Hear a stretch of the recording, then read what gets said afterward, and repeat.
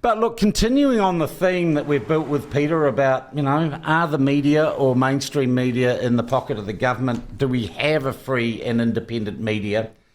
I was really interested in some research that came out yesterday. It was a Curia poll. That's the same company that did the polling for us down at the parliamentary protest. Curia did a poll for the Taxpayers Union. And it asked people, it was basically looking at the attitude of people or the people's perception of news media who are taking, and I'm just going to call it taxpayer funds with some strings, in my opinion, attached. And you heard Peter Williams' opinion on that. So we're joined in the studio now and welcome Louis Houlbrooke from the Taxpayers Union, who commissioned this research. Louis, welcome to the platform. And congratulations on being our first live in-studio guest. It's a real honour, Sean. Thank you very much. All right, so you guys decided to commission some research or a survey on this issue. What were you trying to find out? Tell us a little bit about the background and the methodology. Sure. So it's often extremely difficult to measure bias in the media, but what you can more easily measure is the perception of bias, or in this case, the perception of eroded independence caused by the taxpayer funding. So media bosses, they can deny all that they like that the funding undermines their independence, but they can no longer deny that for most New Zealanders, the trust in the media is undermined by that decision to accept government funding. All right, let's look at the figure. Tell us what the figures were in broad terms that you found. So in the poll, 59% of New Zealanders agreed that government funding for the media generally does undermine the ability of those media outlets to hold the government to account.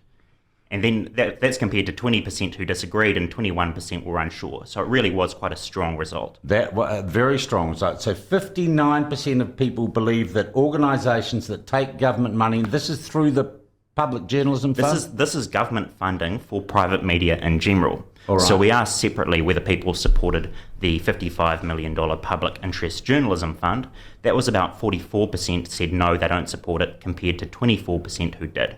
Okay, that's a big number. And I guess what it means is, and most mainstream news organisations have taken that money, right? Certainly. So it's for journalism. So that's TV journalism like NZME, NZME and stuff in terms of online newspapers, but also MediaWorks, TVNZ, or Discovery as MediaWorks is now called. They're all taking it.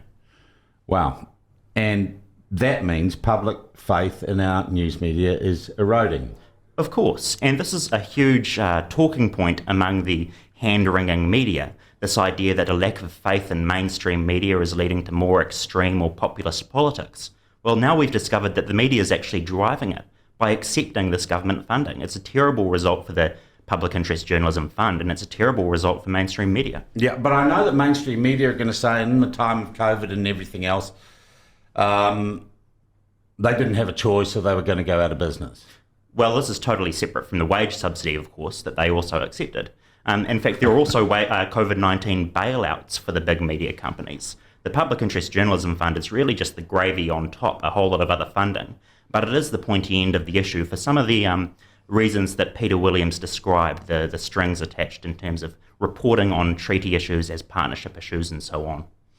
All right, I have to ask you, Louis, do you believe, and so this poll measures, or this research measures public perception. Yes. The question then is that a reality? Do you think that, and I mean, I look at organisations like the Spin-Off that have received millions of dollars, I look at their editorial policy, I look at the attitudes they take, and it is, not to put too fine a point on it, and this is the first time I've used this word this morning, it's pretty woke. Yeah, we do believe that there's absolutely merit to the view that the funding undermines media independence. And I think I can give you three quick answers to that. The first is the fine print on the agreement that asks media outlets to promote a partnership interpretation of the treaty. This is at the same time that they're meant to be reporting on contentious issues like Three Waters and the Rotorua Bill. Now, the second reason we believe that there's bias, which mainstream media outlets do you think covered our polling on this perception? Yeah, well, that's why that's one of the reasons I've got you in today, because I just saw you got no coverage, you got nothing whatsoever. Yeah. So we got the platform, we got the Democracy Project, which is subscriber funded, And we actually got Radio New Zealand on their media watch, but they're always government funded. None of the private media outlets that accept public interest journalism. So not one of our mainstream media, and you commissioned this research. Curia is a well accredited research company. Of course, when we do our political polls on party polling, they all come cap in hand wanting the scoop, wanting the exclusive. But when it comes to perceptions of their own sector and their own sector's conflicts of interest, there's a massive blind spot. Okay, how do we solve this? Well, we need to start putting heat on the media companies. I think the media companies really miscalculated the idea that there could be any backlash for this decision, but there should be. People need to know that the Herald and the Stuff are not independently funded. Meanwhile, private media companies such as yourself, the platform, I see the NBR and interest.co.nz are also promoting the fact that they are independently funded. So we're seeing a split in attitude, and I think that split is only going to get wider until one of these mainstream media outlets cracks. Is there a differentiation between the people who do have faith in the taxpayer-funded media, so by how they vote, were you able to discern those who are prepared to blindly follow the state-funded media and those who aren't? It's actually consistent across all the political parties that more people are concerned than are not concerned. But it certainly is particularly strong among our National and ACT supporters, where it was 70 and 73% who agreed that public funding was undermining the media. Louis, looking at it too, there can be no doubt that this funding does come, in the case of the Public Interest Journalist Fund, with strings attached. You have to actually literally embrace certain principles of the Treaty of Waitangi, which I think for most New Zealanders is a rather woolly concept. You've got to embrace their idea of the government's idea of what diversity is. There's no way you can say there aren't prerequisites for taking that money. No, certainly not. And Peter Williams covered that very well on the co-governance issues, which is really when that partnership requirement, that requirement to sign up to a partnership interpretation really comes into play. But more broadly, this is just fundamentally a conflict of interest. Mainstream media outlets now have multi-million-dollar stakes in re-electing a government that protects their funding.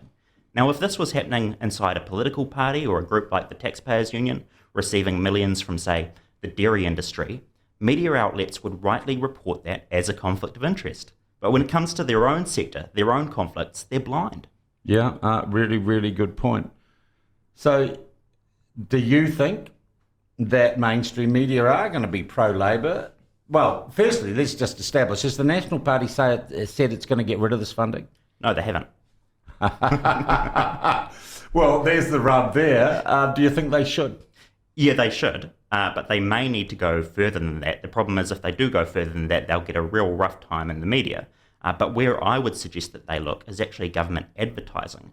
Now, the amount that the government spends on advertising really, really puts the Public Interest Journalism Fund to shame. Remember the COVID ads? That was $35 million in 12 months. The Road to Zero ads about zero deaths on our roads, that's $197 million across 4 years. So you're saying the government's already basically propping up our media through government advertising, some would say propaganda campaigns and a whole lot of other issues. The Public Interest Journalism Fund, therefore, isn't really necessary. It's just the most egregious example because of that fine print around partnership treaty.